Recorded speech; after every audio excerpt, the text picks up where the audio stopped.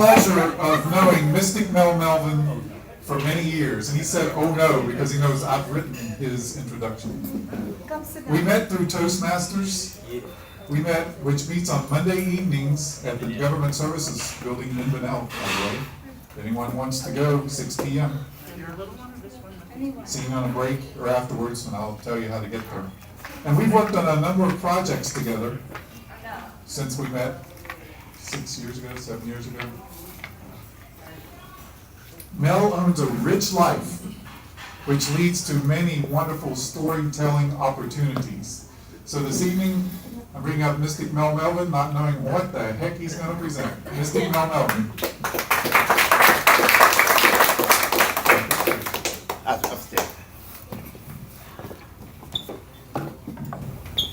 Michael has me writing a book about the different stories that I've shared when I speak.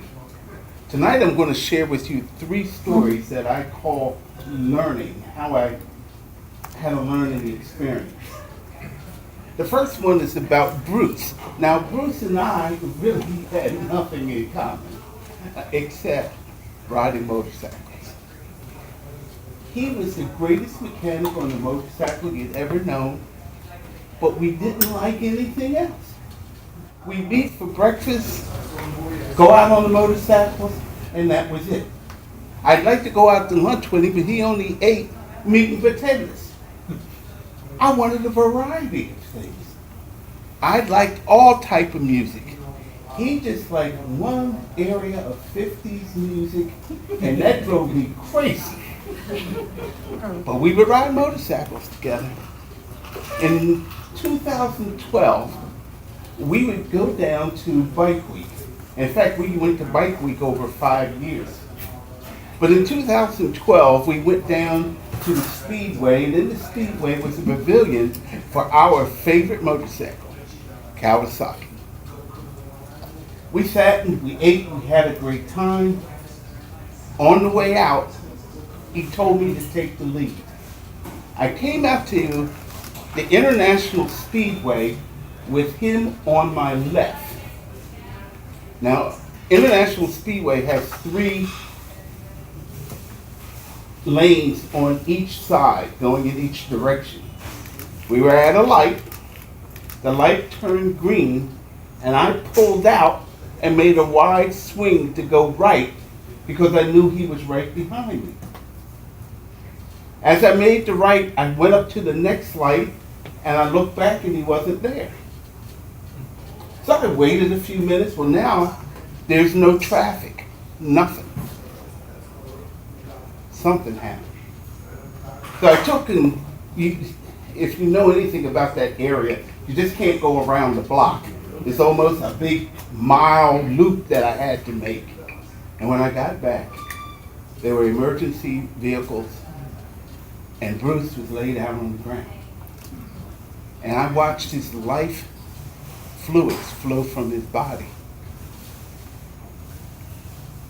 I tried to reach him, and they stopped me. They wouldn't let me near him. I watched him pump his chest, trying to get his heart and himself breathing. They put him into the emergency vehicle, and off they went. I finally got one of them to tell me where they were taking him, because in those situations, I don't think they understand how we who are involved with that loved one feel, because this is their job. But they finally told me they were going to Halifax Hospital. Shakingly, I got there. I tried to find out how he was. They asked me if I was family.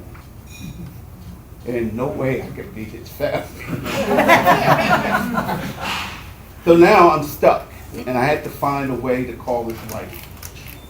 That's a story in itself, but I did finally get her, and she came down. And with her, I was allowed to go up and sit in the room before the doctors came out and told us what happened. We sat there, we talked about Bruce, we laughed at the things he used to do.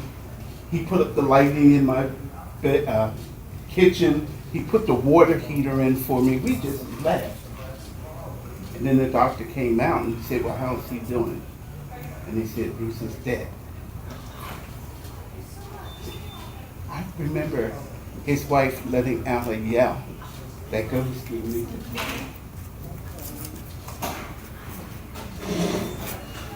I learned something. That your friends come in all sizes, colors. And you may not like everything about them, but that doesn't stop you from loving one another. I had a cousin back in the 70s and 80s. The girls loved me. I'd walk in the room, it's like I didn't even exist. This guy just drew them like flies to honey. I could never understand what it was about him that they liked. To me, he was a freaky looking guy, but they loved him. And we'd go out together. He would come to Philadelphia, and I'd go up to New York to see him. And constantly, this is the way we did. In the summer, they were down here. In the winter, I'd go up and spend some time with them. As you go by, you know, times change, and I went off to Minnesota. He went on with his life, and then I got a call.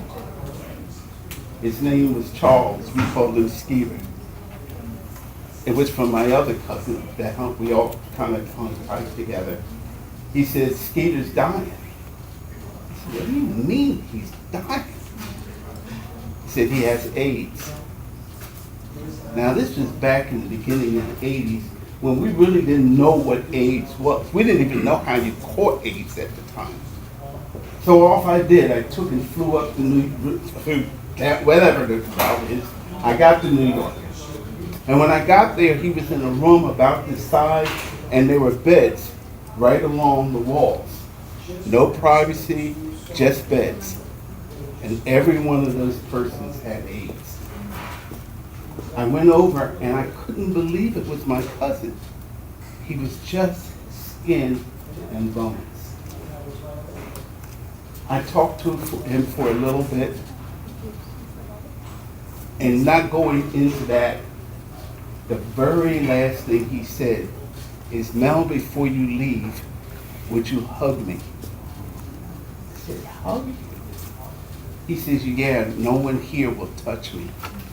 I haven't had any human touch since I've been here. Now, folks, I was freaking out because I have no idea how this disease gets from one person to the other. And I see what it does to you. And I had to make a choice. I hugged my cousin. I was scared. But you know, that taught me that love conquers all fear. When you love someone, you'll go far beyond what you normally would.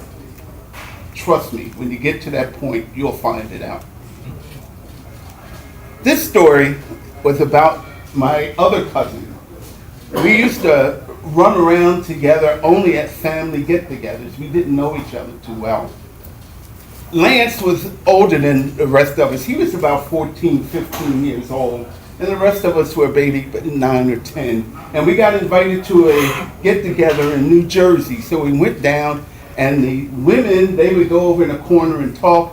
And the men had a chance to shoot guns off, and they went off, and of course, no kids were allowed around. So we were left on our own. We went out and we found chickens, we threw rocks at stuff. We were doing all kind of crazy stuff. And we found a fence.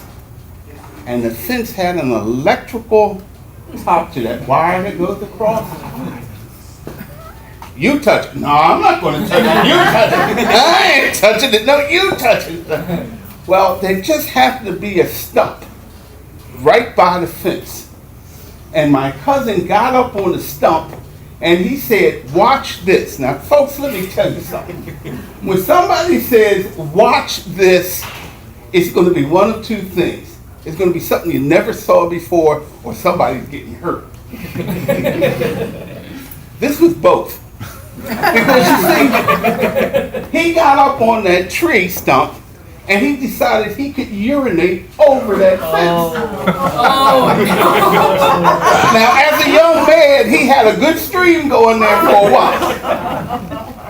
And we were awed what bravery this man had. And we go, ooh, wow.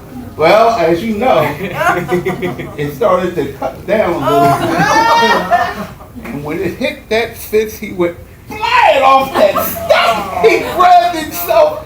Now he's out there, come on, I couldn't, I'm dying laughing. I can see smoke coming.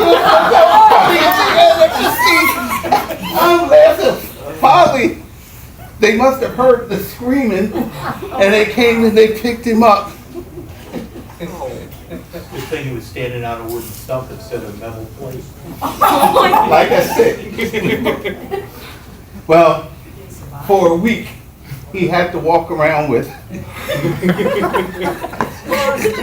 He had protection this day. He had to walk around with protection. The women were awed. I laughed.